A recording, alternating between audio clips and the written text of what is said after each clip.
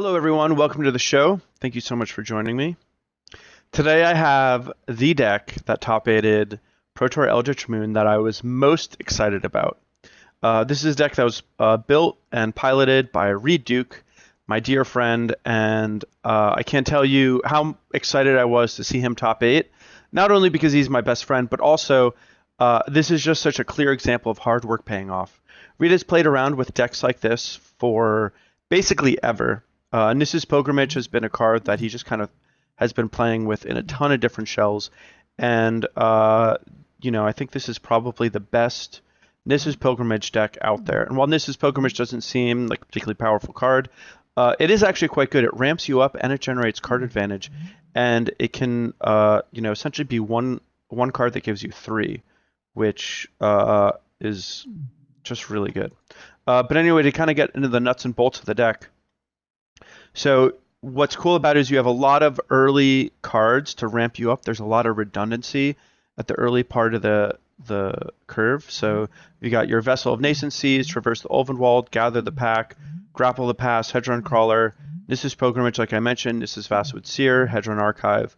All these cards, with the exception of Gather the Pack, all of these are essentially land drops.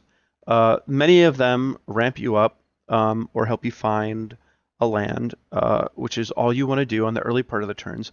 But what makes the deck so good is a lot of them, like Traverse the Ulvenwald, Vessel of Nascency, Grapple with the Past, all of these cards can help you find your threats later in the game. And Nissa's Pilgrimage and Hedron Archive are great sources of card advantage, as is Nissa Vastwood's here. So you have a lot of redundancy on the early part of your curve to hit your land drops, but then later in the game, when you're top decking all those cards, they're helping you find your threats instead of your land drops. And that's why this deck has me so excited, because that just makes it so consistent. So to play defense while you're ramping up, you've got Ishkanah, Grafwidow, you've got Kozilek's Returns, a Sylvan Advocate, and a couple of Fiery Impulses. And then the really big payoff cards, Ulvenwald Hydra, it's a good card to kind of ramp you up and have the fatty. But the really big payoff cards are these World Breakers, Dragonlord Atarkas, and then in particular Emrakul, the Promised End. These are the cards that can really not only take over a game, but close it out. You also have some Shrine of Forsaken Gods, extra card that's basically a ramp element,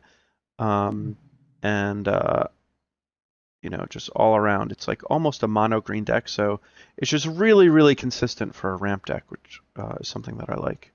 So on the sideboard, we've got extra defensive elements when we're against really aggressive decks. Gnarlwood Dryads play great defense as a blocker, and then you've got these Fiery Impulses, Rending Volleys, Roasts, and Kozilek's Returns, so you can have a lot of cheap interaction where you need it. If you need to be a little faster, you've got this one Shaman of Forgotten Ways. And then if you're playing a longer game where you need to grind people out a little bit more, we've got these Tireless Trackers, another Nissa.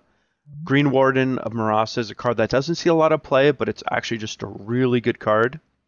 And then also Ulamog, it's great for when you're worried about cards like Infinite Obliteration and your opponent is playing like a bunch of Planeswalkers or some other, problematic permanent that you just kind of need to get rid of. So that's the deck. I really high hopes to do well with it in this upcoming league. And now we will get to it and play this super sweet deck.